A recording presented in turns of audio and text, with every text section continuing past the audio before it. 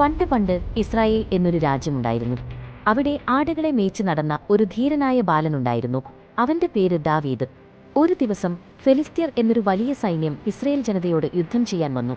ഫെലിസ്ത്യരുടെ കൂട്ടത്തിൽ ഗോലിയാത്ത് എന്നു പേരുള്ള ഒരു ഭീമാകാരനായ യോദ്ധാവുണ്ടായിരുന്നു.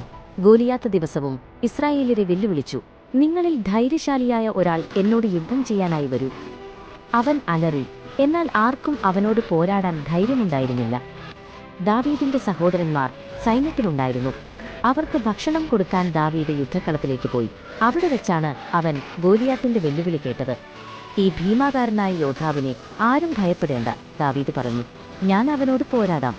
രാജാവായ സാവൂൾ ഇത് കേട്ട് അത്ഭുതപ്പെട്ടു.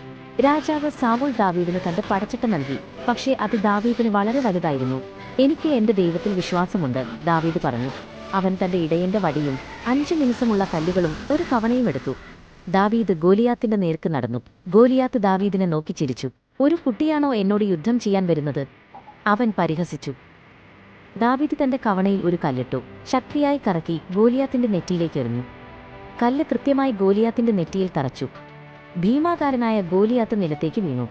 ഇസ്രായേൽ സൈന്യം സന്തോഷത്താൽ ആർത്തു വിളിച്ചു. ഫെലിസ്ത്യർ ഭയന്ന് ഓടിപ്പോയി. ദാവീദ് തന്റെ വിശ്വാസവും ധൈര്യവും കൊണ്ട് ഇസ്രായേൽ ജനതയെ രക്ഷിച്ചു. ചെറിയവരാണെങ്കിലും ദൈവത്തിൽ വിശ്വസിച്ചാൽ വലിയ കാര്യങ്ങൾ ചെയ്യാൻ കഴിയുമെന്ന് ദാവീദ് തെളിയിച്ചു.